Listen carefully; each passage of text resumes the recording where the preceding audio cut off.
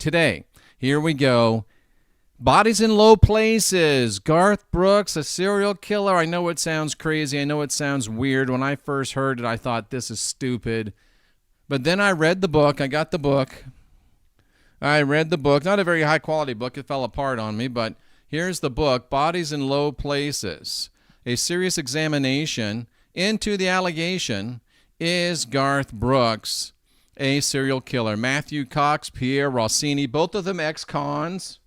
Just for disclosure, I guess. And, you know, everybody makes a mistake, right? Everybody makes a mistake. Kylie Dugan, I said your name like at least once. It's always great to see Kylie Dugan, one of our longest and best subscribers. We love you, Kylie. So we're going to talk about this, and I am serious, and you'll see that I'm serious. And if you want to be on my mailing list, if you want to get the nanosoma, couple squirts under the tongue, gets everything out of you that's not supposed to be in you, even from the bad date you had last night, and you can get your focused life force energy, which brings a high consciousness environment to your home and to your phone. And if you want to get, first time ever, we'll see how this goes, the platform I use to produce my slides also has a way to make them into a beautiful landscape ebook.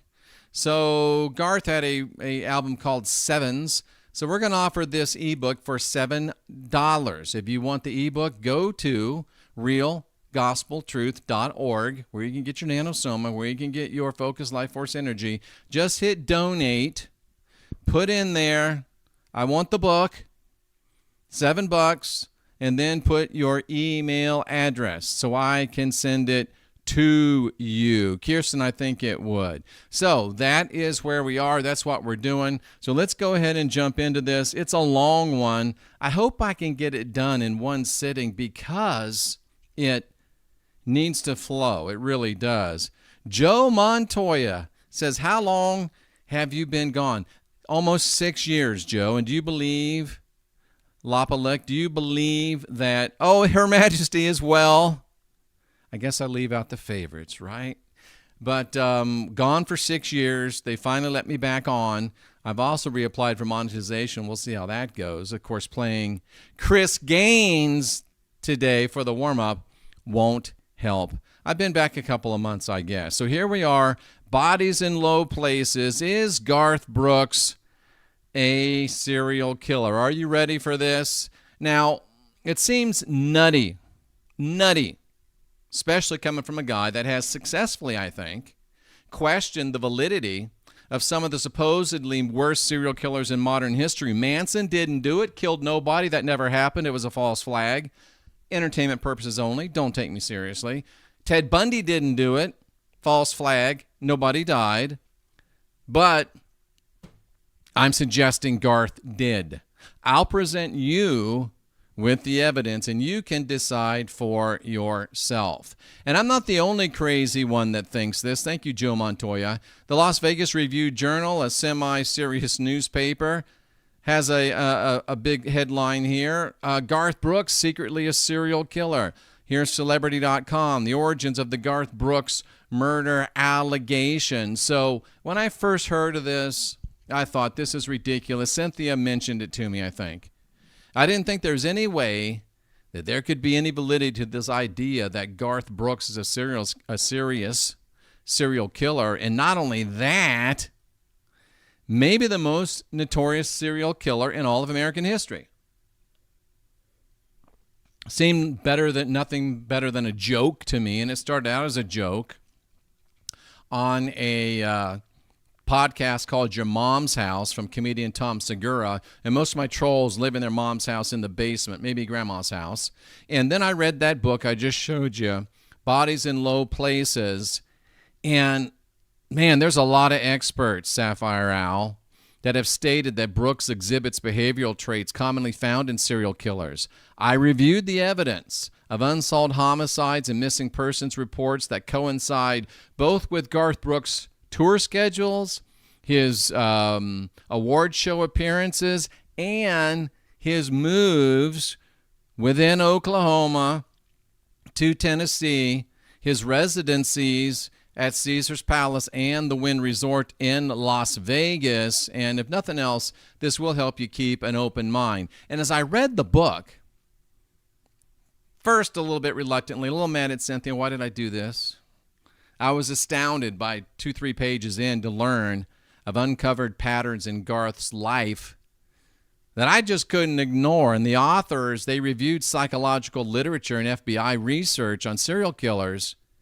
And man, I'll put it out there for you. Garth Brooks exhibits these types of patterns throughout his life and his career, and I found the conclusions mind-blowing, and I hope you will. Now, the FBI has estimated that at any given moment, like even right now, there's 25 to 50 active serial killers operating in the United States. Is Garth Brooks one of these?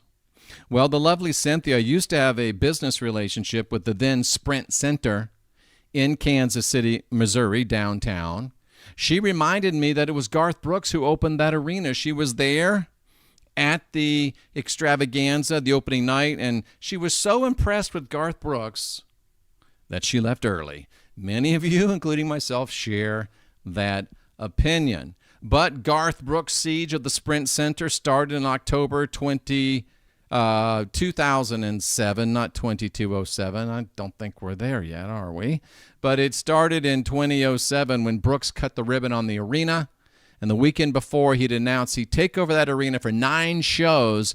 And this was after his hiatus. He's performing live for the first time in 9 years, an interesting number. And all 9 shows sold out within an hour.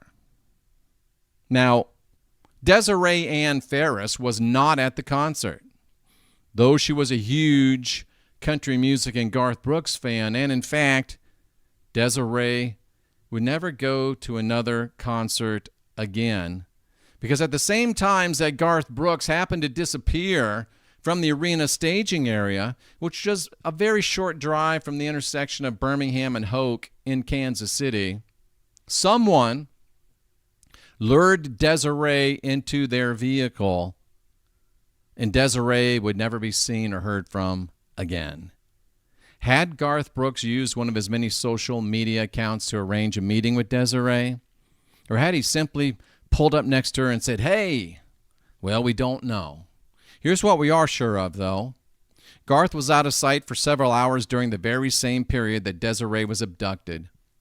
Garth showed up again very late, just moments before showtime, but yet wowed the adoring crowd with the exception of Cynthia.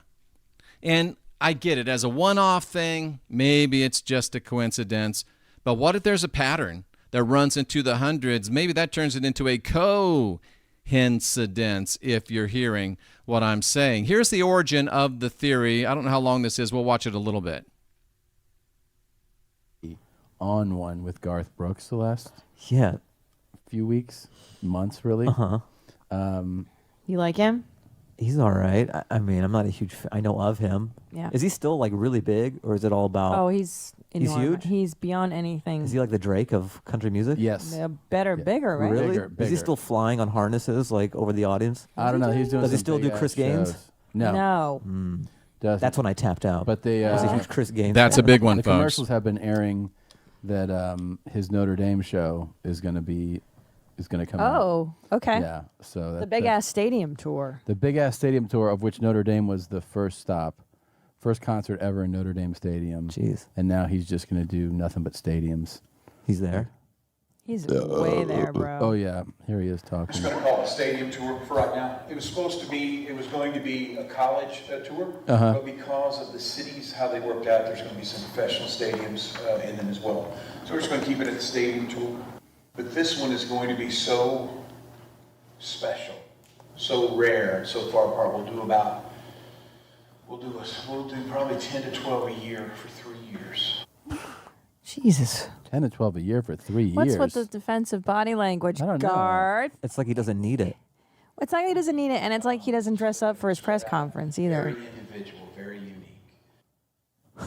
So weird. His Why is body he- language is weird.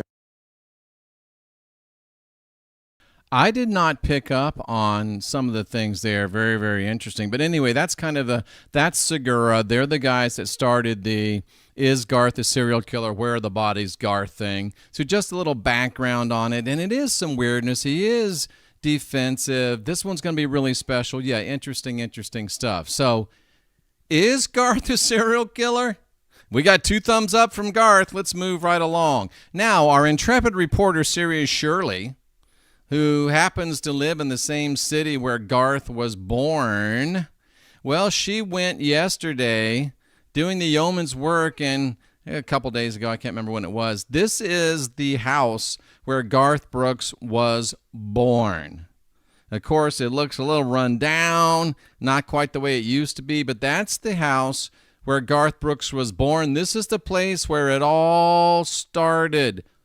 Ladies and gentlemen, boys and girls, cousins of all ages. See, we go out of our way to make this interesting for you. Let's talk a little bit about Garth Brooks and the dark triad. The dark triad, psychological theory of personality, first published by some doctor, who cares what his name is, and it talks about 3 personality types that are common in serial killers: Machiavellism, subclinical narcissism, and subclinical psychopathy.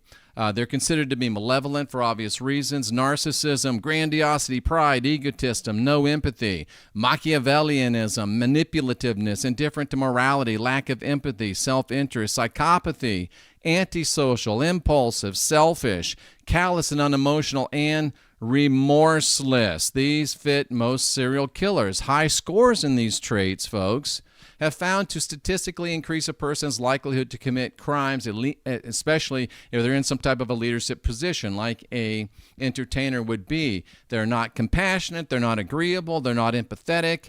Low agreeableness is the strongest correlator of the dark triad. Changes in agreeableness and the dark triad traits can occur over a person's life, and these traits are found frequently in serial killers, and strikingly, they align with the behaviors exhibited by Garth Brooks and his alter ego, Chris Gaines, who provided our intro music. And it does, in my idea, raise some legit questions about Garth. Now, before we dive more into these rumors, the authors, the ex-cons, they did employ an FBI-trained profiler, multiple ones.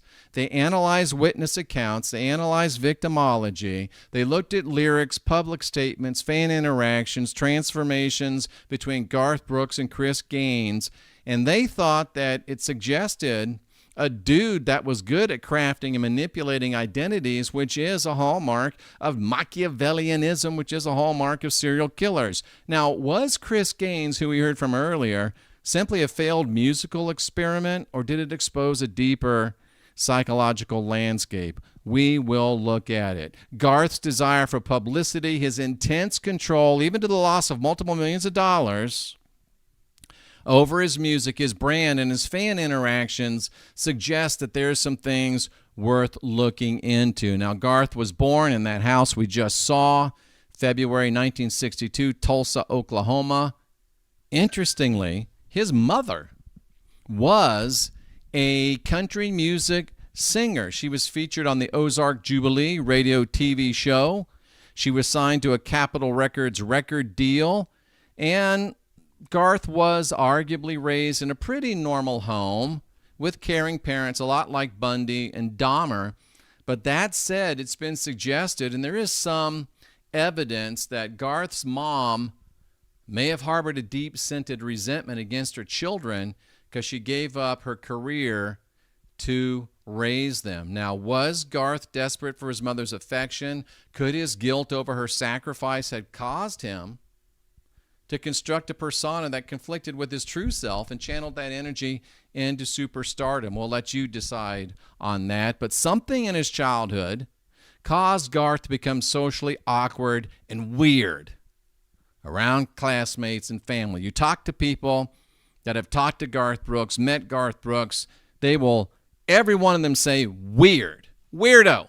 And not just weird, but like freaky, creepy, weird. Now, Dr. Cachet, one of these experts, he says that there's a duality between serial killers' public and private lives, And this is one of the ways that these predators are able to live amongst us. In Garth's case, his pattern of behavior can be shown to be eerily similar to those seen in some of history's most infamous serial killers. Now, after graduating high school, Garth went to Oklahoma State University in Stillwater. He studied by day. He worked as a bouncer in a bar by night. And let's get into the good stuff. On January 25th, 1981, Tracy Nielsen, 21 years old, college student, lived just a short distance from Garth's apartment. She spent her morning running her errands. Just before noon, she went home to her Jamestown Square home in Moore, Oklahoma, home of country music icon Toby Keith, who couldn't stand Garth Brooks. There's a theme building. Toby Keith couldn't stand Garth Brooks, Moore, Oklahoma. Her friends called her to wish her happy birthday. Nobody received an answer. Her husband, also a student at OSU, after spending the day in classes, rushed home, arrived at home about 5 o'clock p.m., a bottle of perfume, a card for his wife. And he found her stretched out across the bed, Matthew Garvin, dead. She'd been stabbed to death. Investigators found no signs of forced entry, no sexual assault, but a keychain with her name on it had been stolen, and the State Bureau of Investigation theorized that it was a serial killer that took it as a trophy. Was Tracy Nielsen Garth's first murder that we know of? He could have easily seen her in class. Did she stop by the bar where he worked? That was the go-to college bar in Oklahoma State. She had showed her ID maybe at the door. Garth, she's pretty. She caught his eye. Well, we don't know, do we? But here's what we do know. Tracy's murder was never solved to this day. The police have tracked over 1,600 leads, and the case is unsolved some 40 years later. Oklahoma State Bureau of Investigation even has had a $100,000 reward out. No takers. No takers. Months after the Nielsen murder, April of 81, hunters in a wooded area 90 minutes from Moore stumbled across the skeletal remains of a Caucasian woman in her 30s of average height. They determined the woman had been killed elsewhere and transported to that dump site. Incidentally, there was a well-known, somewhat infamous herself homeless woman that used to hang around Oklahoma State University. She also went missing about the same time. Was that her body? Did the budding serial killer seize that opportunity to murder a woman that he saw every day, and most probably knowing that it was extremely unlikely as a homeless person that anyone would ever notice? Now, admittedly, one or two random murders in Garth's vicinity can be just that, random. But how many random murders in your vicinity does it take to create a pattern? How many murders does it take to create a pattern? Now, even though it's unusual, entertainment as a career choice is consistent, obviously, with narcissism. Dr. Geacher, PhD, forensic psychologist, said it's the perfect venue to say, hey, look at me. I'm special. Hey, Just Frank, without having to reveal your true nature. Jim DeOrio. I misspelled his name here, no worries. He's a retired FBI special agent with extensive knowledge in serial murder cases, and he believes there could be a lot more to Garth's career choice. In fact, in 2009, the FBI launched the Highway Serial Killings Initiative. DeOrio was a part of it. He said it was launched to investigate a pattern of unsolved murders along highways, many of them linked to long-haul truck drivers. The issue is mobility, and that allows truck drivers to commit crimes across multiple states. It also makes it very hard for law enforcement agencies, especially back in the day, to work together. And working as a traveling musician, said DeOrio, seems like a great cover, allows you to travel without raising questions, and would be a great effect, what would they call it, a forensic countermeasure. Now, in 1987, Garth Brooks left Oklahoma and moved with his first wife, Sandy, and boy, does she fit into the story as well. I'm not going to be able to get everything into this. It's 103 slides long already. In the ebook, should you choose to spend the 7 and get it, It'll have more about his wife Sandy. It'll have more about Trisha Yearwood. It'll have more about the Chris Gaines song titles. But Garth and Sandy moved to Nashville. And Garth was not a star right away, to say the very least. In fact, he wound up being the manager of the Boot Barn in downtown Nashville. He was the manager of the Boot Barn boot store in downtown Nashville. Now, he was working, singing on other people's demo tapes, pitching himself as a singer and a songwriter. Could you imagine going to Nashville to be a star and you're fitting boots on people? Had to be a lot of mental stress. Rejection up and down Music Row. Now, we can't say with certainty that Garth was responsible for the 3 individuals that went missing in Nashville during that time. But we can say with confidence that they did, in fact, frequent the area of town where Garth worked. In fact, we can ask, did Lee Woodward, Donald Johnson, or Olivette Turner stop in the downtown Boot Barn looking for the perfect fit? We don't know. But what we do know, May 1st, 1987, 31-year-old Olivette Turner called her sister, said, I'm leaving work. I want to stop by your house real quickly. And her route took her through a mostly deserted back alley behind the Boot Barn in downtown Nashville, Tennessee. Was Garth taking his dinner break when Olivette walked down that deserted alleyway? Did the frustrated musician give in to his urges and attack the petite woman? Only Garth knows for sure, but what we can say for sure is that Olivette was never seen again after leaving her job on foot and passing directly past Garth Brooks' place of employment. Garth finally hit his lick in 1989 with the self-titled album Garth Brooks. It included several hit singles like The Dance and If Tomorrow Never Comes. I'm like Cynthia, if Garth Brooks is playing in my front yard, I'm not even opening the blinds. But over the next 6 months, Garth performed at 24 state fairs across 3 different states. And you got to wonder, did the pressure and the relentless pace trigger something dark in Garth Brooks? Somewhere between the Washington State Fair and Puyallup, which I've been to many times, just outside Seattle.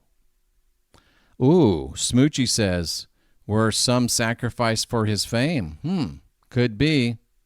And the Allegheny State Fairgrounds in Pittsburgh, something could have snapped because on November 29, 63-year-old Gregory Lawson called a friend telling him he had to go out of town for a few days. He called him when he returned. When his friend hadn't heard from him in more than a month, he filed a missing persons report with the Seattle PD. He was never seen again after traveling along Garth's path. Garth's path. My mouth isn't working today. His second album, No Fences, propelled Garth into superstardom. This album contained Friends in Low Places, Thunder Rolls, Unanswered Prayers. Garth was setting records, and he was on his second year of this state fair circuit. He had just finished performing at the Washington State Fairgrounds again when 16-year-old Dari Ward was walking home from school right near the fairgrounds. She turned up an alley a block away from her house and disappeared, never to be heard from again. If she had been snatched up by Garth, her body could be anywhere between Seattle and the next tour stop in San Diego. And in fact, 3 months later, after Garth walked off the stage in Morristown, Ohio, a highway patrol officer found the body of Brady Russell stabbed to death and dumped just outside Morristown, Ohio, where Garth Brooks was. Garth, where are the bodies?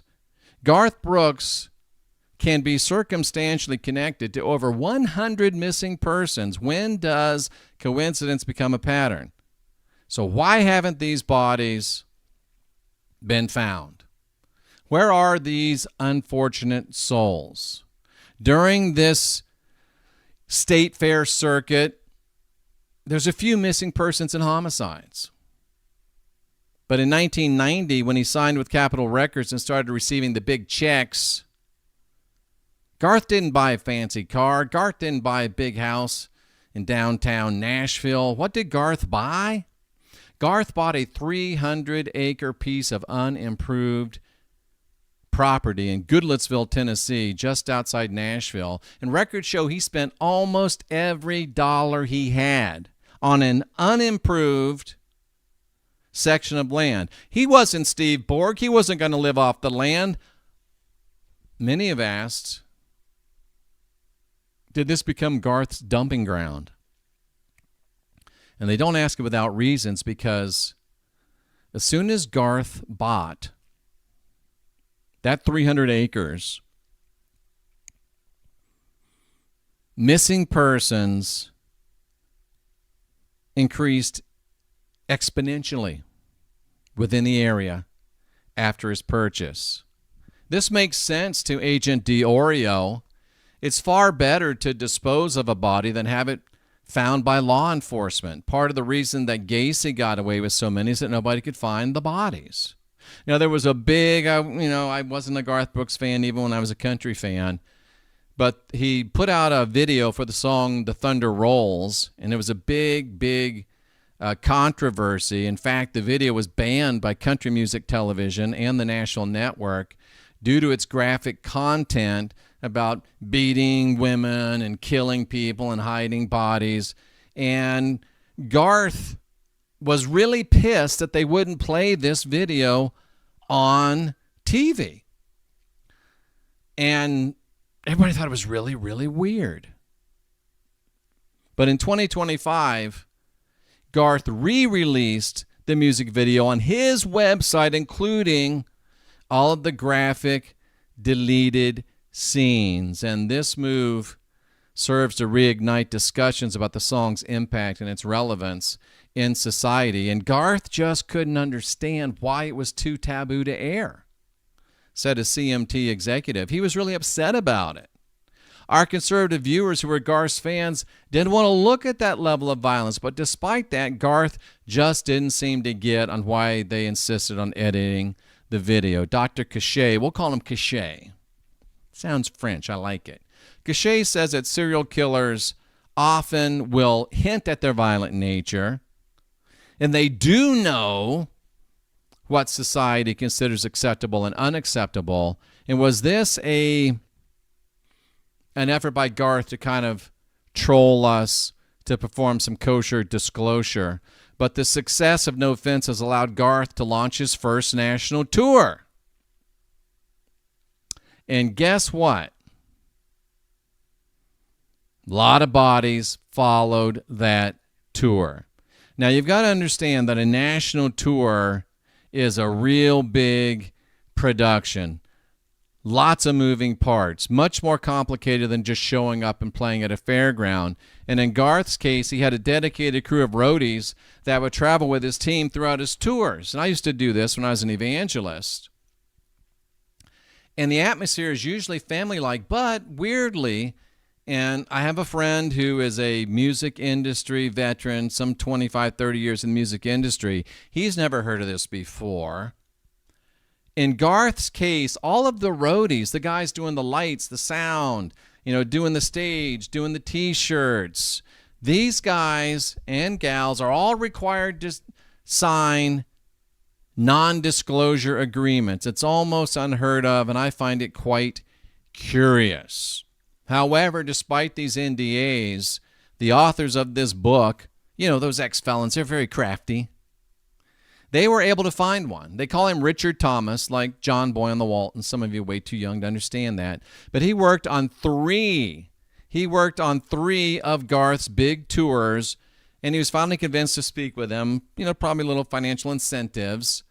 But he did disclose that as a roadie, you don't have a lot of one-on-one interactions with the star. Garth had those famous pre-show rah-rah sessions, but those were normally for the performers. And Thomas said, yeah, Garth didn't really mix with us. But here comes the thing that I've heard from everybody that I've ever talked to, except for my friend, that met Garth Brooks, says he was a strange dude. Now, my first question was, on a big tour like this, could Garth really just slip away? The authors asked Mr. Thomas the same question, and he said, oh, yeah, man, most of the artists never even leave their bus. No one ever hardly sees them. Garth could have easily grabbed a car and taken off for a few hours. No one's going to notice, and if they do, they're not going to question Garth Brooks, or they're not going to have a job. Well, on May 31, 1991, in the middle of his first tour, just after 11 p.m. in Phoenix, where Garth was, everything was already in place at the Coliseum. Garth had left, and in Lindo Park, several young men were in their front yard along South 19th Avenue. Interestingly, they were listening to Johnny Cash. A vehicle approached, rolled down the window, fired at the young men. Stephen Portillo was shot dead. Garth's convoy stopped next in Tinley, Illinois, where Tammy Zawicki, 21-year-old, departed her mother's house just across the state line in Illinois, going to college in Iowa, along the exact route that Garth's convoy was traveling. She never made it. Did she swing into a rest stop for a bathroom break, a quick bite to eat, catch the eye of Garth while he and the crew made a pit stop? What we do know is that on August 23rd, she left for college. It was reported she was seen around 3:30 on Interstate 80 at the mile marker 83 rest area in Illinois. The parking lot was full of tractor trailers, some of which happened to be the tractor trailers of Garth Brooks' traveling show. And what we do know is that a man approached Tammy, 6'1", dark hair, which described exactly Garth Brooks at that time. And the following day, she didn't go to college. The police found her vehicle abandoned at the rest stop. And on September 1992, her body was found along Interstate 44 in Missouri, which just happened to be the route of Garth's concerts. She was stabbed to death, and near the body, there was found a copy of Garth Brooks' CD, No Fences.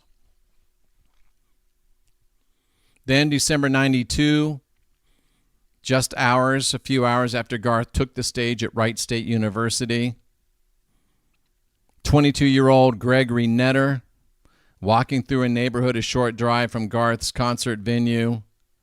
Vehicle with a lone driver drives up behind him, shoots Gregory, hitting him, running him over. He bled to death on his way to the hospital. Within an hour of that shooting, Kayla Boring murdered in her own home by what police said was a male intruder. Once again, like in Kansas City, like he would in Kansas City, Garth arrived late, rushed through his pep talk, and then he really killed it that night.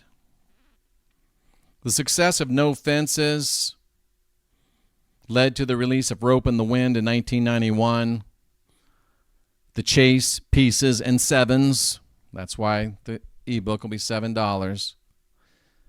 A potentially sinister side opines that these titles might lend proof to Garth's motives. No Fences. I made this up. This wasn't in the book. This came to me.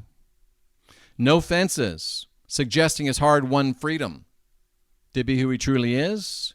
Rope in the Wind, suggesting his acceptance and embrace of his dark passenger. The Chase, reflecting the thrill of the hunt for his victims. And in Pieces, well, that speaks for itself, doesn't it? And is Sevens a Bible Belt-born homage to the 7 deadly sins, including lust, which we know Garth was heavily involved in by lawsuits, and it may be a bit of a confession from the singer. Deborah says friends in low places always made her feel dark and heavy. Ooh, Aryan Blondie, nice to see you. KNJC, great to see you as well. Ratface Eugene, great to see you. Janice Soprano used to do nicer things to roadies. Valkyrie Freya, great to see you as well. The Chase, maybe another clue. So, now we get Garth Brooks' first world tour.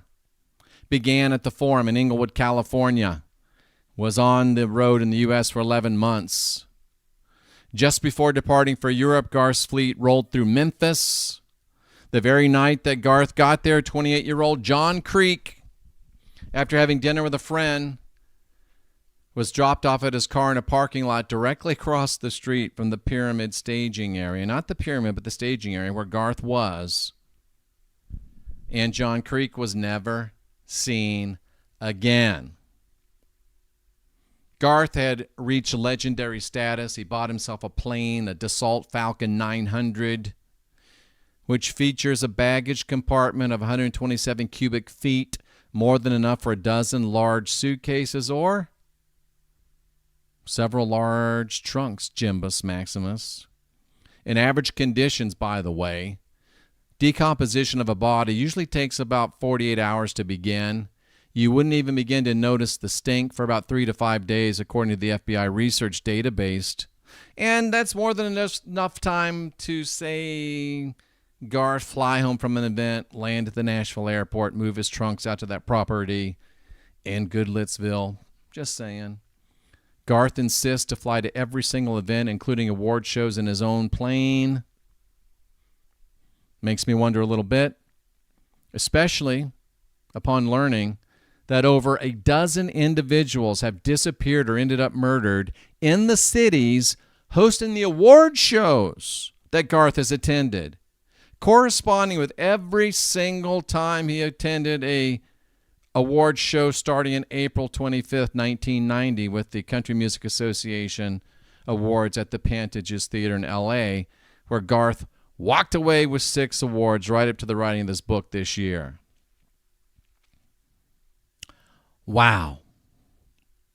Consistent with those ceremonies, Jürgen Stockberger, William Blanco, Francisco Sanchez, Lisa Knox, Kun Jaha, all ended up missing persons. At least Garth is very inclusive in his activities. There's also Charles Radis and Juliana Jones. And this doesn't even count Renee Yanez, who disappeared from L.A. while Garth was in town to sing the national anthem at the Super Bowl. Other missing persons along Garth's interview and appearance path include Michael Eddy, Cecilia Newball, and Renee Perez, not to mention, wow, Stephen Clark and Burt Dollars, who disappeared forever just blocks from the L.A. studios of the Howard Stern Show, coincidentally at the very time Garth was there for an interview. But wait, there's more. Fernando Valenzuela, not the pitcher. Kenneth Bush, Gregory Tackett, Catherine Minningham, and Suzanne Lyle. And then in 2025, 2 people went missing while Garth was attending the Country Music Association's awards. An additional person was murdered. What does the dance mean? That's a good one. So never feel sorry for a man with the plane. And between just the People's Choice and the Billboard Music Awards over the last 20 years, an additional 3 persons and 4 murders unsolved at the events that Garth attended. Morgan Harris shot in the head, stuffed in the trunk of his own car, driven to and abandoned in the parking lot of University Medical Center, 3 miles away from the MGM Grand Arena in Las Vegas where the awards were held, and less than 2 miles from Garth's hotel. And then Garth was gone on board his own jet. What was in the luggage area? As we said, in 1990, Garth bought that 300-acre piece of property. There was a spike in missing persons and unsolved murders in the Nashville area after Garth bought his land. And not just a little bitty spike, not just a medium spike, but a spike so big that Floyd Clark, acting director of the FBI, noted in the Nashville paper, I forget what it's called, over the last 3 years, there's been a notable increase in missing persons cases. The same 3 years that Garth had been in ownership of that property in Goodlettsville. Now, Jimbus Maximus. I wonder if that truck stop was an oasis. Yeah, I got friends in low places. I can't get as high as Garth. And for many serial killers, killing's only part of the thrill. Many like to prolong the fantasy by interacting with the corpses after death. For these predators, victims become objects of possession, control, and even twisted affection. Then again, a controlled dumping environment would serve as an outstanding forensic countermeasure for any active serial killer. Shortly after Garth brought the massive property, Pamela Mitchell, 30, vanished after buying a spicy chicken sandwich at Crystal. She hasn't been seen or heard from since. Is she buried somewhere on Garth's property? Larisha Walker, Mamie Johnson also went missing under similar circumstances, vanished without a trace. Now, if that's not enough, Diana Miner, 54, disappeared after locking up her second-story cafe in Nashville one evening. Her body was then discovered in the Cumberland River the following day. If Garth did it, why did he throw the body in the river? What went wrong?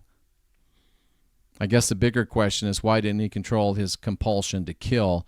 Let's assume for a minute that Garth Brooks is the serial killer, said Agent Jim DeOrio. A 300-acre piece of property is a hell of a hiding place.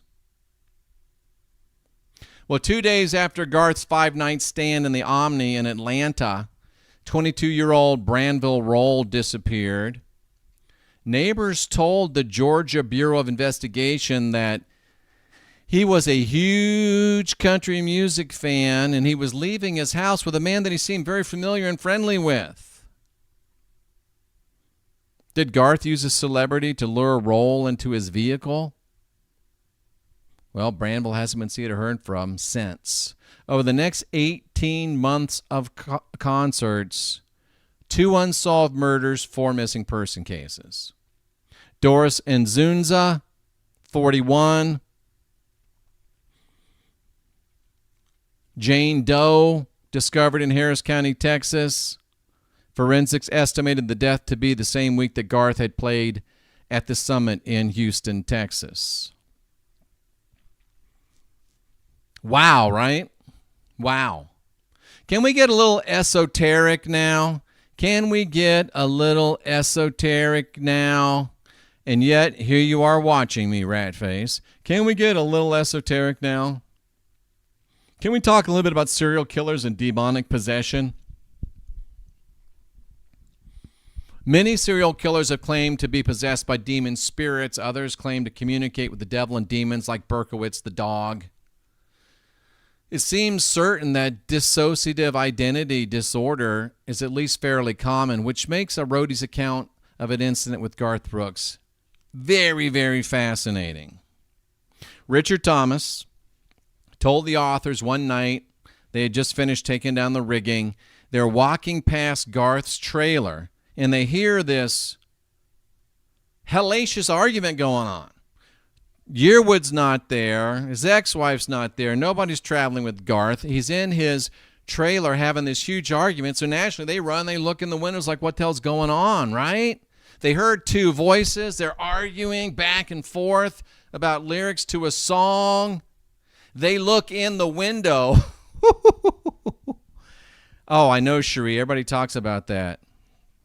They look in the window, and here's Garth Brooks arguing with himself in 2 different voices, doing both sides of the argument. And I know it could be a family show, so I'll call earmuffs. Richard Thomas, roadie, said, it was the weirdest fucking thing I've ever seen. I hear Jim from Nashville in my ear when he says that. And he does have that weird, crazy gaze, does Garth, says Cherie Richardson over on YouTube.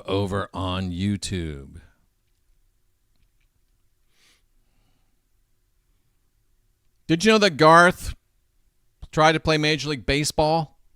Don't really care about that, but what I do care about is Garth came in to San Diego Padres training camp a couple days early, tried to work off some fat. And interestingly enough, as soon as Garth got to town, 61-year-old Dang Tang, again, very inclusive, is Garth, went to visit his brother who lived 10 minutes from the Padres Spring Training Center, never to be seen again. His abandoned vehicle was found 2 months later at the Phoenix Sky Harbor Airport, right next, behind a fence, from Garth Brooks' private jet. And according to Maricopa County detectives, evidence in the vehicle suggested foul play, including an autographed copy of Garth's Fresh Horses CD wedged between the seats of Dang's dang Toyota Camry. I'm just saying. Deborah weighing in, roadies, carnies, groupies, interesting group of people. Kylie Dugan correctly saying he sucked at baseball. He really did. He was terrible. The next year, he participated in spring training with the New York Mets. 3 days after Garth arrived, Jim Dorney, who lived next to the training facility, disappeared. Days later, Manuel de la Torre disappeared. Neither one of them ever heard from again, and Garth was never heard from again either as far as a baseball player. Now, Kylie's saying it sounds like they are human sacrifices. That will be in the ebook, Kylie. Don't have time to get to it here. Sick shit, says Smoochie. I have to agree. Chris Gaines, who provided our intro music. Let's talk about him a little bit. This is where it really gets interesting to me. Serial killers are known to be riddled with dissociative personality disorder, which causes a detachment from reality, makes it easier for them to dehumanize their victims. Many have speculated that Garth's creation of Chris Gaines as alter ego may in fact have been a result of dissociative personality disorder causing a disruption in his identity or a detachment from reality. The resulting personality, Chris Gaines, is undeniable, and he's full blown. The album Lost in You is what you heard in the warm-up. It was released in 1999, 999666. I'm just saying. The Life of Chris Gaines was released in 1999. That's the same dude, Melanie, believe it or not. We'll get to that. Thank you. You're on it. It was a pre-soundtrack to a planned movie called The Lamb. Why The Lamb? We'll look at that later. And the movie was never made for a really weird reason that we'll look at later. And the album contained a complete backstory for the life of this fictional Chris Gaines. And not only that, the full, tragic, and utterly debauched story of Chris Gaines was told in a mockumentary, fake documentary, on VH1's Behind the Music. And they described Chris Gaines, who Smoochie thinks is hot, as a rocker that liked fast cars and even faster women. Was Chris Gaines a reflection of Garth's own inner turmoil? Well, creating an alternate persona with an entirely fabricated backstory raises at least one or two or three questions. Is this a dissociative break manifesting itself in the creation of this alter ego? Many have suggested, and I think I'm along with this, that Chris Gaines reflects Garth's desire to escape the restraints of his primary identity. Dennis Rader murdered 10 people under the influence of an alternate personality he called the Minotaur. That doesn't make for a great album title, though. Chris Gaines is better. Serial killer James D'Angelo was observed on many occasions arguing with themselves in two different languages, just like Garth Brooks was doing on his bus. Was Garth arguing with Chris Gaines? That makes sense. Garth looked unusually happy, reports Gemini Ascension, singing Shout It Out Loud by Kiss at Kennedy Center Honors a few nights ago. I thought it was very weird that Garth was even chosen to sing one of their biggest hits. Wow. Maybe he does want to shout it out loud. The creation of Chris Gaines certainly indicates a potential for identity fragmentation, says now retired FBI Special Agent DeOrio. There, his name is spelled correctly.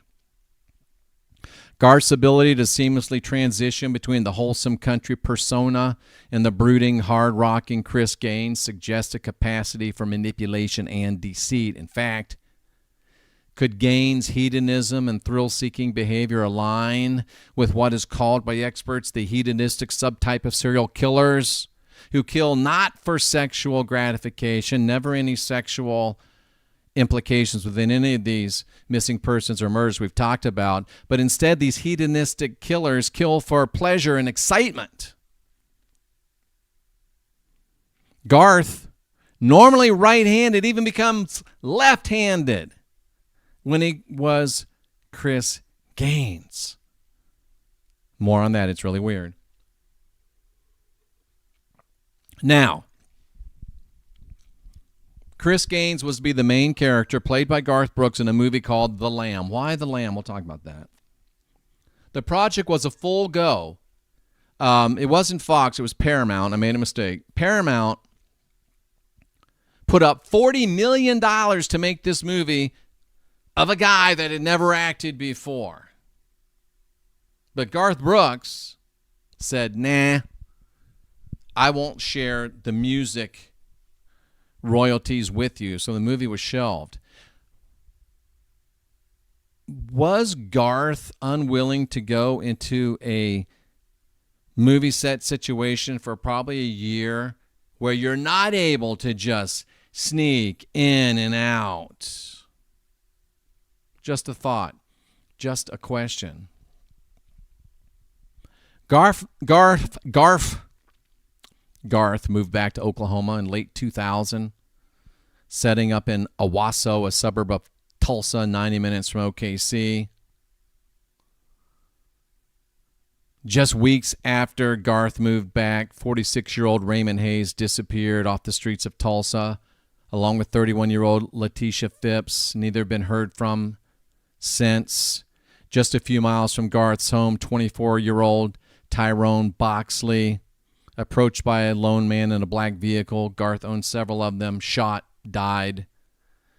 The missing persons and the unsolved murders in Owasso, Oklahoma also jumped exponentially after Garth Brooks moved to the sleepy little town.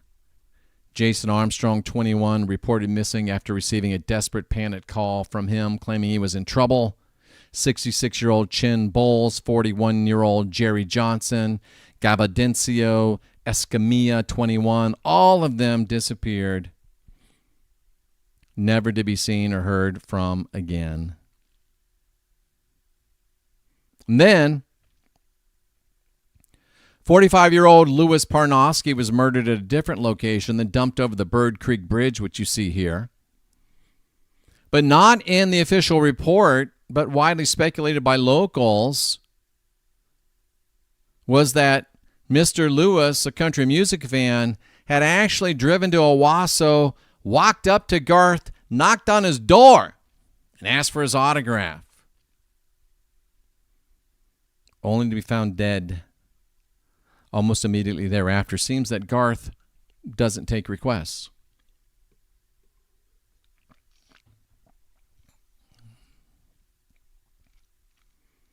Let's talk a little bit about Trisha and Garth. We'll talk more about that in the ebook. They got married in December 10th, 2005, private ceremony in their Owasso home. Just days before that, 38-year-old Tony Williams parked in a dimly lit McDonald's. A man approached him. They fought. Tony shot and killed. The killer then drove Tony's car to East 66th Street, North Cincinnati, where he abandoned it with Tony's corpse in the back seat. 15 minutes from Garth Brooks' house. Somewhere between that location and her home, a lady named Karen was abducted. Her car was found the following day, and they found a blood-splattered blood splattered. Anyway, it was a Garth Brooks CD with blood on it in the car. Darth Vader, I love it. Just Andy. They said that they believed foul play was at hand. Now, according to Agent Diorio, these cases and the circumstantial evidence could suggest that Garth was evolving as a killer. He was becoming less spontaneous. Over time, many killers that are successful do refine their methods. They become more efficient. Diorio suggests that Garth's, if he is a killer, his first cases were more disorganized, and his later ones have become very much more precise, well-planned, and sophisticated. He's not stuck on a single victim profile, not a single dump site, unless the one in Goodlettsville maybe, not a weapon, and there's no real overt sexual motivation. He's much more like a hedonistic killer, murdering for power and control. And Diorio also theorizes that he may be keeping his victims alive for a time, questioning, where the hell is he keeping them? Ooh, Barbara Black. Cannibalism? Very interesting. Missing person cases in Garth's vicinities always increase substantially. This was the same. Selwyn Richardson, Jessica Becerra Garcia, Angie Tucker, Ray Johnson, Mark Inhofe. All gone. No trace. But putting aside the missing persons around Garth, let's focus on the unsolved homicides. DeAndre Dickerson, 10 miles from Garth's home, shot dead. Johnny Baker, 66, 15 miles from Garth's home, abducted, transported to another location, shot and killed, body dumped in Sand Springs, car abandoned on I-244. 71-year-old Thomas Martin, same period, grocery store, remains found on the banks of the Arkansas River with a gunshot wound. His vehicle found on West 49th or on 49th West in Tulsa, both locations short distance from Garth's house. It ain't so random anymore. Now there's a pattern that seems to be pretty obvious to anyone that's looking for it, said Agent Diorio. The perpetrator's either abducting victims, killing them on the spot, or relocating them, killing them where he's dumping the bodies. Then he abandons their vehicles as a forensic countermeasure, and an effective one. Trained profilers still recognize an area of geographic stability that emerges. This is when a serial killer kills close to his home, allowing him or her to balance familiarity and avoid detection. It's another hallmark of a sophisticated, organized killer. Now, after a decade out of the spotlight, Garth does a 5-year residency at the Wynn Resort in Vegas. Strangely, one of the requirements for Garth to do it was unrestricted access to Steve Wynn's private jet. Well, just hours after Garth stepped off the Encore Theater stage at the Wynn, 28-year-old Robert Waddell pulled into the AM/PM, done it many times, on Bonanza Road in Vegas. I've been in that very AM/PM. He was shot dead while seated in his vehicle, died at the hospital. Garth had been performing for every weekend for the past 6 months. Did he need to let off a little steam? November 9, William Garuli left home, disappeared forever. 3 months later, David Christensen stumbled out of a bar, disappeared. Rosa Castellon, shot and killed. All three met their doom while Garth was in town, all a short distance from the Wynn Theater. Wow. Final show at the Wynn, CBS live broadcast, #1 spot in the primetime ratings, 9 million viewers. 2014, Garth released his first album in 13 years, debuts at #1, Man Against Machine. New tour, Trisha Yearwood on the tour, 390 shows. We saw that one on that video clip. Does Trisha know about Garth's extracurricular activities? Well, you would think having her on tour would make things harder to do, but 9 missing persons, 8 unsolved murders along the tour's path in just the first 24 months. Wow. Oh, you got to take your chef along, says Barbara Black. I like it. Dang Tang does sound like an energy drink. If you argue with yourself out loud, you're a complete nutcase. Yes. Yes. Oh, Arian Blondie. Great answer. Great question. She says, don't serial killers usually have a type?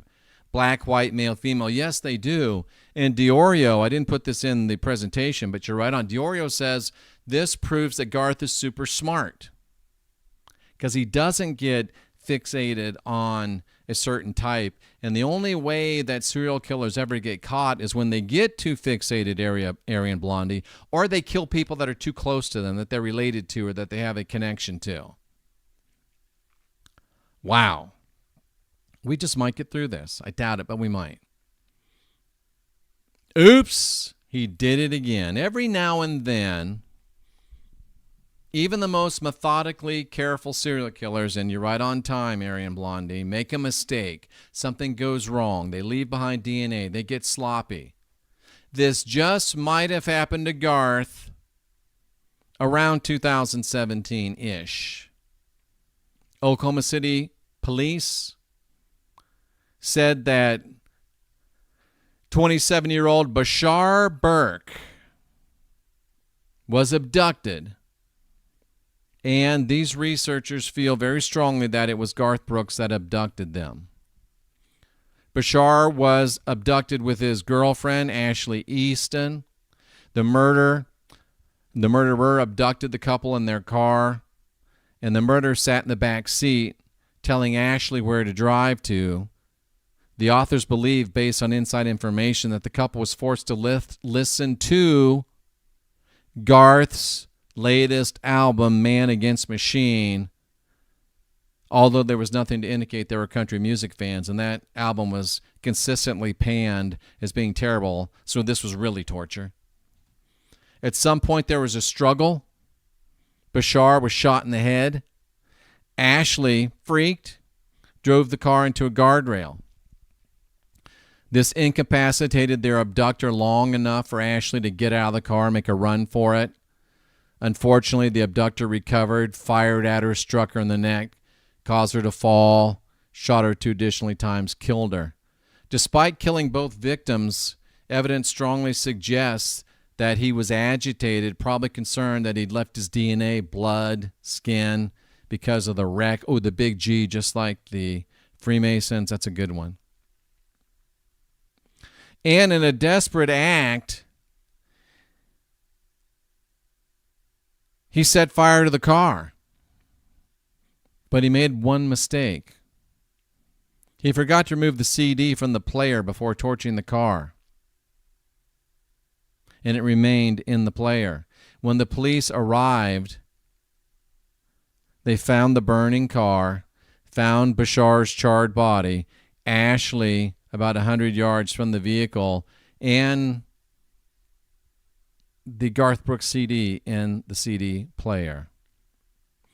If Garth Brooks is a serial killer, says Jim DeOrio, FBI special agent retired, the 2014 Garth Brooks World Tour cost 20 people their lives.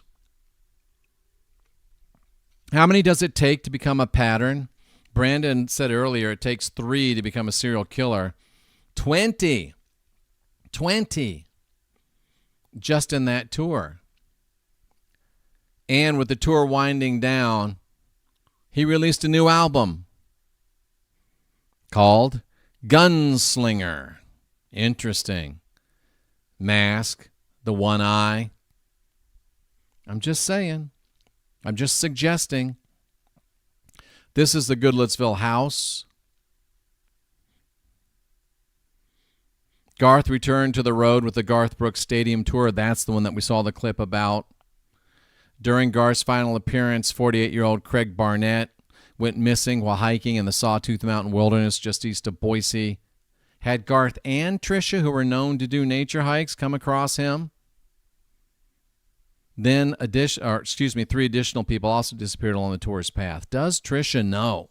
Can't get into that today, but it's very interesting. And of course, During this tour, since they were having so much, Garth released the album Fun. 34-year-old Ashanti Posey, parking lot, Shell gas station, 10 miles from the Brooks estate. But the killer attempted to abduct Posey. She was 6 foot tall. She fought back, forcing him to shoot her. Over the next 2 years, 9 additional homicides that seemed to match the MO we're theorizing as Garth's. All of them abducted or found in proximity to Garth's home. Then Garth did a residency at Caesar's Palace. Not 2 months into his new gig, 2 people go missing. Another man gunned down.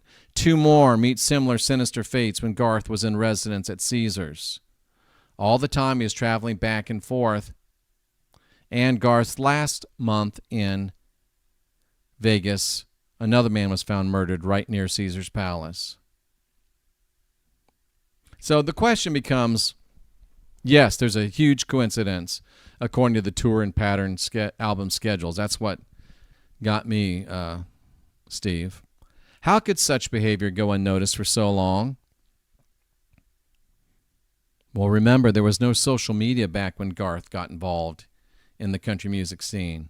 He didn't make his first Facebook post until 2014, and even that post prompted people to say, this boy just ain't quite right. It was November 2018 that Tom Segura first discussed how weird Garth Brooks seemed to be.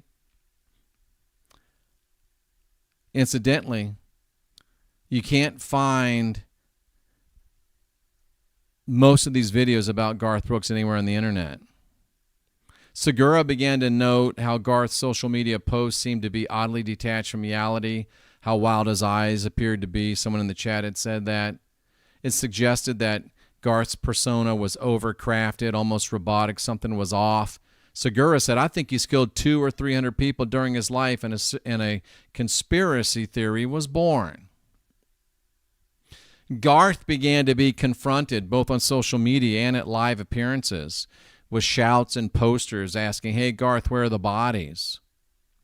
One of the archives came a shocking exchange between Garth and the host of a popular morning show during an interview. The interviewer says, hey, Garth, have you ever thought about being in the movies? And Garth said, yeah, I'd love to be in the movies. I like to be a bad guy. And the interviewer says, no, Garth, you'd be a good guy. And Garth said, oh, no, I'd rather kill somebody. That would be fun. I've searched the Wayback Machine. I've spent at least an hour searching. You can't find that video of Garth saying, I'd rather kill somebody. That would be fun anywhere. Anywhere. Barrel Dodger saying that Tom Segura had to give a deposition. Deadwolf are coming to that. See, I tried to find this video. Why people keep asking Garth Brooks where he's hiding the bodies. This was that interview where he said, I'd rather kill somebody. You can't find it on the internet. You can't find it on the Wayback Machine. The Wayback Machine has not archived that URL. Now, I know from insiders that I know in the Elvis Presley enterprises, the Elvis Presley estate, that they have gone to great lengths to remove images and videos of Fat Elvis from the internet. They're not all gone, but they're a little bit harder to find. So it can be done, but the fact that Garth has been successful in removing that where the Elvis people have failed, I gotta wonder, is there maybe some cabal activity involved? Who's protecting him, as Jay Bing says? That's a lot of coincidences, says 33 NDB. Now, the authors have also applied psychological and behavioral traits commonly associated with serial killers from FBI literature with FBI assistance and have applied them to Garth. They found striking parallels. Was Chris Gaines a musical experiment?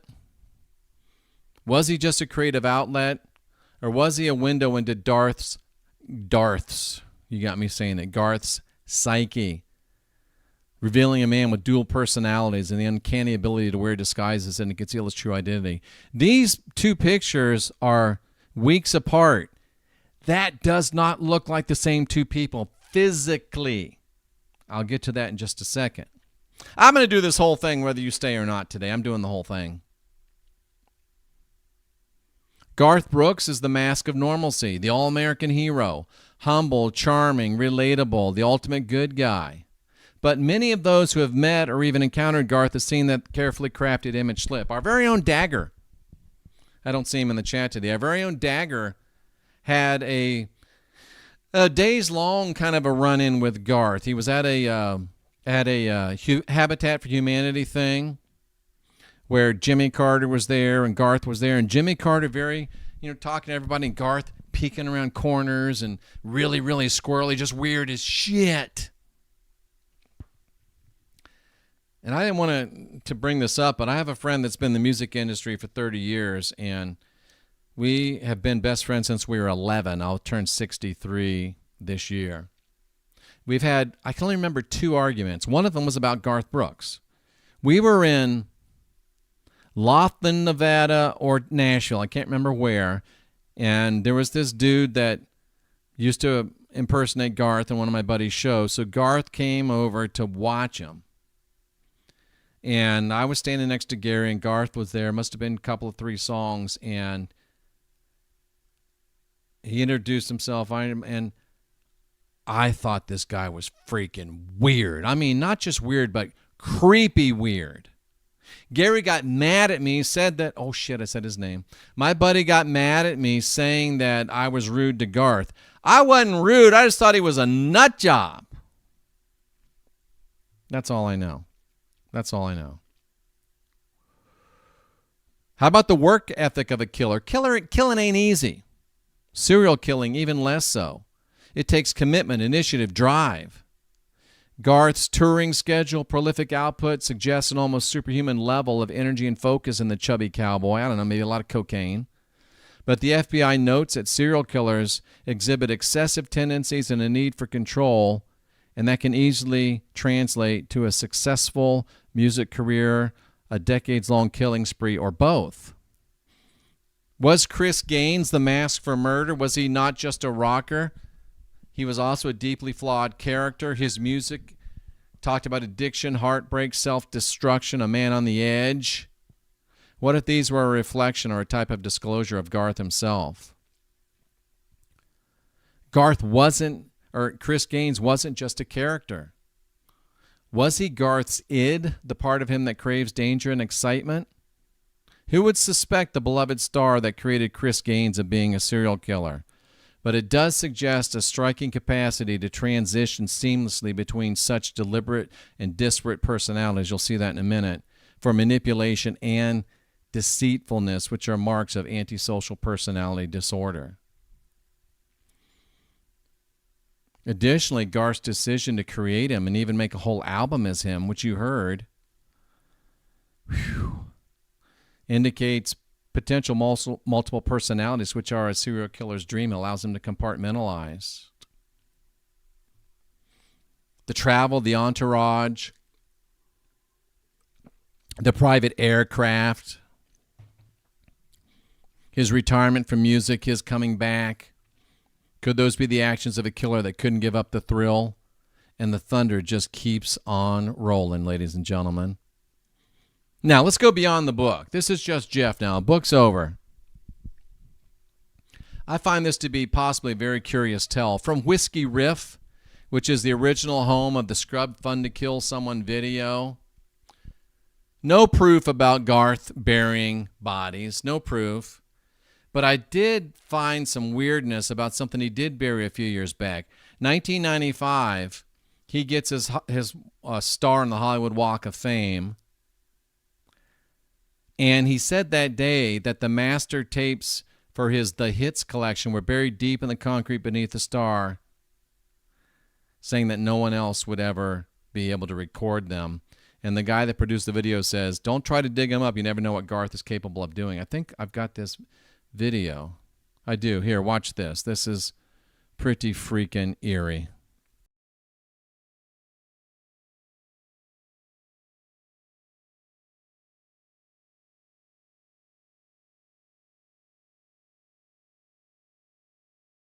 I guess I don't have the video, but he says, I buried him right here underneath the star. There's the first wife, Sandy. Big story about her. Big story about her. Can't go into it here. It'll be in the book. So, again, I wonder, is there cabal complicity? Scrubbing the internet? Squashing the story to a large extent? Did he have help, somebody said in the chat. Who's protecting him? Welcome to Garth's world, says Bigot Smalls over on Goyam. Can I go really weird for a minute? I looked at these two people and I'm like, I don't know, man. And I had to look at some video. I'm like, oh. Can we talk about The Lamb, the movie The Lamb, and The Silence of the Lambs movie, and shape-shifting? I mean, Chris Gaines is far more than a soul patch. Can we talk about some perspectives on doubles and clones? Have we missed some obvious stuff? I couldn't locate some of this information that casts the greatest questions on Brooks as a potential serial killer. I got to wonder, is there not at least some level of cabal complicity? From my contacts with the Elvis Presley Enterprises, I know that none governmental entities are capable of working to scrub the internet. Due to the extensive efforts by Elvis Presley Enterprises, it's hard to find photos of Elvis overweight on the internet. And I know this from firsthand informants, including Lisa Marie, his daughter, who's now passed, that millions of dollars were spent in this scrubbing effort. Yet, to this day, one can still find photos of an overweight Elvis, even though they're much harder to find. But you can't find the Garth Brooks, I want to kill someone, that would be fun clip anywhere. To me, this is very close to confirmation of cabal complicity, at least on some level. What about The Lamb and Silence of the Lambs? Let's talk about that. Oh, and by the way, remember the car crash? I just found this out yesterday, maybe this morning. Yesterday. There were rumors around the same time of that car crash of Garth Brooks having secret surgery. Couldn't find the pictures, but Garth Brooks is supposedly, you can see scars. Inside the rumored major operation Garth Brooks never wanted to talk about. After a violent car crash, he underwent multiple surgeries on his face, hands, and shoulders. Not only that, Chris Gaines, the character, was said to have been almost killed in a car crash. Fans have said and noticed sudden changes in Garth's appearance. His recent performances, this was in a while back, including high-profile appearances where he said he looked almost unrecognizable. Was this the result of that accident? And why stay quiet about it? How's it possible that nobody ever found out about it? Garth was involved in a serious car crash, and I think it might have been that one that we have talked about. Garth Brooks has even been rumored to have been dead. Garth Brooks dead 2026. Died this month. Had 1 million likes. Even said 11 a.m. on January 1st. A lot of weirdness surrounding Garth Brooks. Garth Brooks is dead. Age of 63. Weirdness. All right, let's turn the corner for home here. While the primary Garth Brooks memedom focuses on him as a serial killer, I think about CIA mind control and MK Ultra, as some have said in the chat. In the chat. MK Ultra is known to create split personalities and alter egos, particularly in pop stars. Figures like Chris Gaines are seen as confirmation of a particularly successful MK Ultra operation. The music industry in general is known for being heavily influenced by powerful networks that leverage MK Ultra. Garth is seen as an example of this. R&B music has Beyonce and Sasha Fierce. Pop music has Taylor Swift and all of her darkness and the widespread. You hear this thing? People go to her concerts and they don't remember shit afterwards. Country, and there's also been bodies found near her mansion, by the way. I would love to look at the Era Tour and see missing people. I probably won't. That's too much work. Country has Garth Brooks and Chris Gaines. How about The Lamb and the Silence of the Lambs? Jerry Garcia. Interesting you say that, Rabid Dog. In the ebook, there will be a whole section in there about how the Grateful Dead, I think that was Jerry Garcia, they were actually created by the CIA, no doubt about it. The Lamb. Initially, Garth Brooks planned to be the Chris Gaines in a movie called The Lamb, but the motion picture didn't materialize because Garth wouldn't share the money with somebody that was already paying him $40 million. That was in 1999. Brooks released Garth Brooks in the Life of Chris Gaines as a prequel to that. The song that hit number 5 was called Lost in You. Is Garth Brooks lost in Chris Gaines?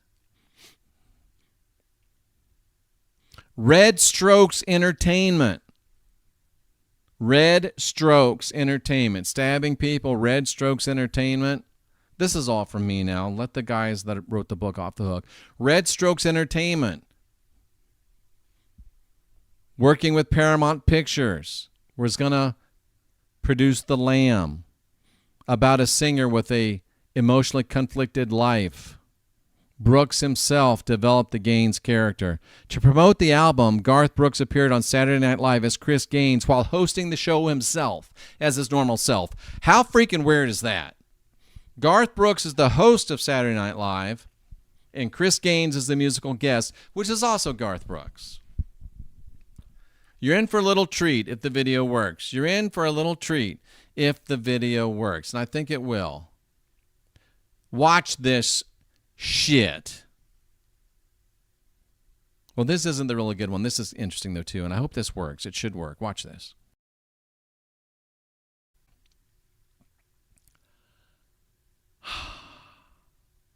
We're going to talk about The Lamb. We're going to talk about Silence of the Lambs. Here's Fat Garth, Chubby Garth. Here's Chris Gaines, very thin. I want you to notice the inexplicable, in my view, physical differences between these two characters. Now, I know he's wearing a wig. Garth doesn't usually have a soul patch, but he had a soul patch when he introduced him. But how did Garth lose 20 pounds between introducing him and singing the song? Now, Saturday Night Live is really not live. I think maybe the opening monologue might be live, but everything else is produced. But Garth is 20, 30 pounds heavier than Chris Gaines right here in the same day. They don't even move the same. The eye color changes. I know there's contacts. To me, the facial structure is different. The body structure is different. There's a 30-pound weight difference. Yeah, black ain't that slim. You remember the camera adds 20 pounds. So how the hell does Garth Brooks morph into Chris Gaines? Does Garth wear a fat suit all the time? Maybe. Wow.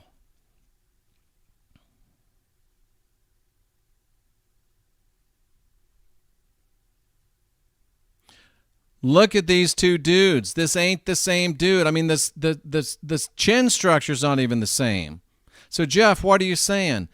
I'm saying there's, to me, inexplicable physical differences in these two characters. And now we're going to get really weird. At the same time that this Lamb is being talked about, just a few years before Silence of the Lambs came out, it starred Jodie Foster, Clarice Starling, serial killer chasing Buffalo Bill, right? Hannibal Lecter. Standing alone, the title The Lamb, to me, makes absolutely no sense for the Garth Brooks, Chris Gaines project. But when tied to the still incredibly vivid imagery of the Silence of the Lambs in the collective cultural memory, suddenly it does. It calls attention to the serial killer aspects of Garth Brooks and Chris Gaines. How do you go from this to this in minutes? You don't. And Chris Gaines, who's the lamb, he remains silent, except for one night. I might be crazy, but shit just don't add up to me. It just don't add up to me. Here's the one that'd probably play. No. But anyway, it just don't add up to me. It's not the same dude to me. Nose different. Cheeks different. Jeff, what are you saying? Not the same dude. Jeff, what are you saying? I'm saying Hannibal was a cannibal. Good job, Barbara. I'm saying, and it doesn't sound like the same person. Kylie, here's the answer. What if Chris Gaines is a walk-in and a shapeshifter? What if we've been wrong about this whole idea? What if the answer has been there in plain sight all along? What if they showed us the truth on national television? What even if we conspiracy theories missed it? Colleen sent me this, pulled from one of the AI. Silence of the Lambs involves a serial killer connecting the Lambs idea in a darker way with a real guy at the Lamb movie. But what if Chris Gaines is a walk-in? And what if when you get a walk-in, it can also manifest physical changes within your body? Let's take it one more step. Chris Gaines, Ed Gein, and Psycho Garth. The surface story is that Garth created an alter ego named Chris Gaines. Colleen wanted to know if there was an actual real person named Chris Gaines. Doesn't look like there is, but there was a real person named Ed Gein, which just happens to be, here's how my mind works, an awfully damn close anagram for Gaines. Ed Gein was a notorious serial killer with minimal imagination and a tiny bit of manipulation. Gaines, Gains, equals as Gein.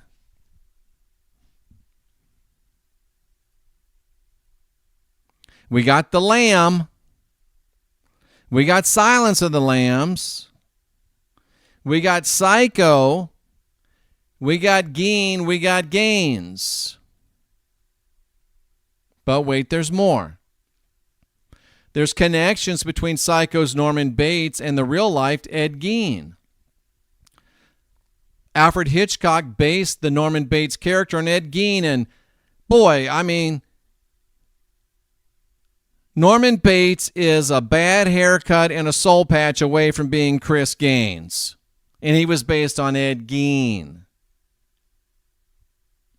Anthony Perkins, who played Bates, was told by Hitchcock he wanted him because he reminded him of Ed Gein. The famous Psycho house was built as a replica of Gein's home. Gaines, Gein, they look the same. Garth's a psycho. Ooh, Norman Bates was just a soul patch short of being Chris Gaines. Chris Gaines ties our mind back to Ed Gein. Gaines as Gein. This completes the loop. Garth Brooks is a serial killer and a psycho. And do I get to the walk-in part, the shapeshifter part? Here's the shapeshifter part I want to get back to. Shoot. Okay, the shapeshifter part. I didn't cover that. You know, we always think, oh, there's 2 Joe Bidens. There's 2 Donald Trumps. there's there's all these body doubles and there's all these clones. What if we've missed it? What if they told us the truth on national television and we didn't see it? What if when you have a walk-in, that walk-in is able to manifest physical changes? Golden Shell says physical changes due to a walk-in are absolutely possible. What if we miss the whole thing? There doesn't have to be 2 or 3 Joe Bidens. It doesn't have to be Jim Carrey in a mask. All it's got to be is a walk-in. Same with Donald Trump. Same with Chris Gaines and Garth Brooks. But let me throw some real weird stuff at you here now. This really, really kept gnawing at me every time I typed it. In fact, as I was typing Chris Gaines many, many times, I think this was a message, I would mistype it over and over, and I wouldn't say Chris Gaines. I would type Christ Gaines. I would type Christ Gaines. And then finally I stopped and listened. I said, okay, I'm listening. I really had to do that. I kept typing it. Christ Gaines. Why? I'm a pretty good typist. And I said, Christ Gaines. Why? Tell me.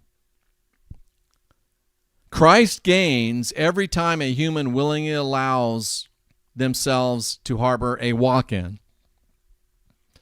Christ gains every time a human being allows themselves to host a walk-in. Therefore, and I'm not giving you these scriptural references, I want you to look them up. If anyone is in Christ, he's a new creation. A new creation. The old one is bye-bye. The new one has come.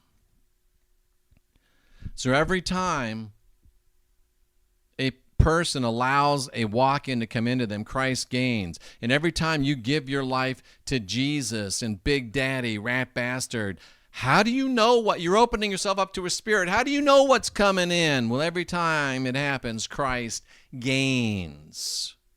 When you receive Jesus as your personal Lord and Savior into your heart and mind, it's weird enough the Father and the Son come live in you. That's called demon possession, or at least entity possession. But how do you know who's coming in? You open the door. How do you know who's coming in? Who's that knocking at the door? Who's that ringing the bell? Do me a favor, says Jesus, open the door and let him in. Yeah, let him in. Sing it, fall. Christ gains when you let a new creation come in and the old one passes away and the new comes. Jesus said, if any man loves me, he'll keep my words and my Father will love him and we will come into you and we will make our home in you. That's possession. And just in case you miss it, I no longer live, but Christ lives in me. I'm dead. I got a walk-in living in me. Arthur King, for me to live and die is gain. It's Christ gain. Chris gains. Christ gain. They're telling you over and over, and only crazy people like me, sorry, hairball, see it. Christ gains every time a human willingly allows him to come into them. If anyone's in Christ, he's a new creation. The old's passed away, the new's come. I beseech you, brethren, by the mercies of God, that you present your bodies a living sacrifice, which is your reasonable service. That, my friends, is a walk-in, and that completes the loop.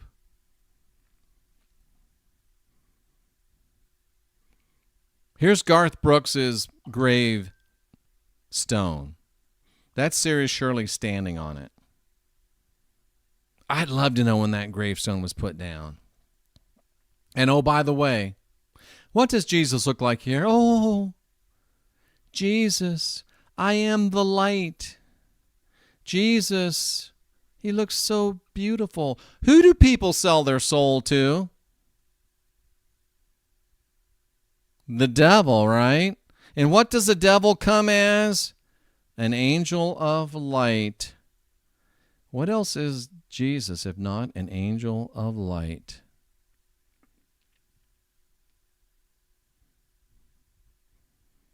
And we'll wrap it up with this. Is he a serial killer? Some of his songs act naturally, unwound. Don't close your eyes. I want to see your soul leave. You ain't going nowhere. Hold on, oncoming shout and friends.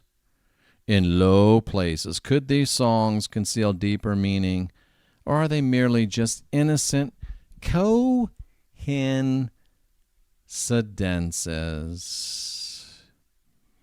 I hope the big takeaway here isn't, is Garth Brooks a serial killer? I hope the big takeaway is the walk-ins and the shape-shifting.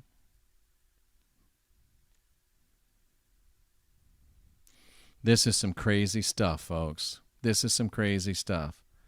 If you want to get the ebook, give me about 3-4 days to add in the extra material. And if you have recommendations for extra material, please let me know. I will definitely take that into consideration, but get it in right away. Go to realgospeltruth.org. Make your $7 donation. And I'll get the, it's going to be like 110, 12, 15-page ebook to you. It's a beautiful landscape ebook. Very, very nice on this. And if it works out well, we may do some more of them. If people don't like them, then we won't worry about it. But there you have it, folks. There you have it, folks. I can't find that Eyes Wide Shut video. I looked for it. I spent like 20 minutes looking for it, and I couldn't find the Eyes Wide Shut video that I did. I think there's a picture of Tom Cruise in the mask on the thumbnail, but I couldn't find it. So there you go, ladies and gentlemen. I'm Jeffrey Daugherty, the country whistleblower, the Christian whistleblower, and I've read all of those books behind me, yes, and more. Think about it. Consider it. What do you think? I don't know. It's some crazy stuff, isn't it? It's some crazy, crazy stuff.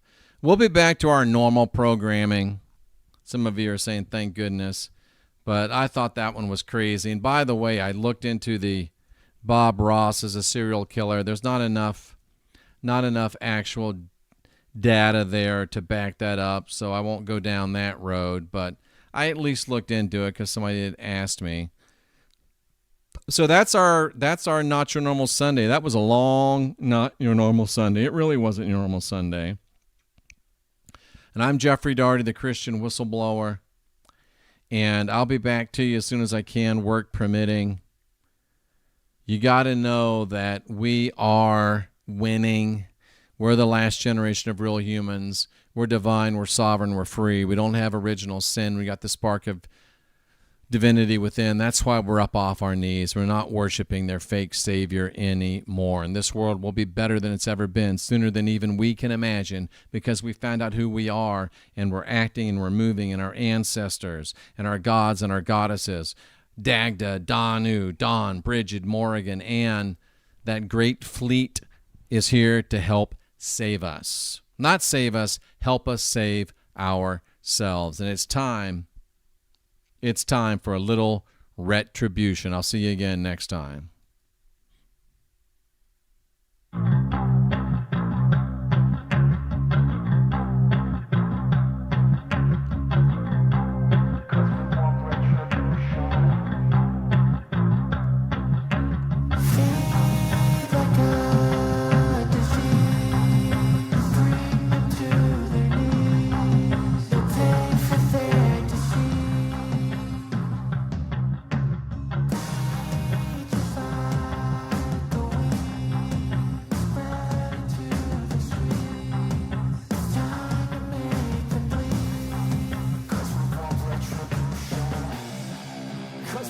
Retribution. Oh yeah, we want retribution. Oh yeah, we want retribution.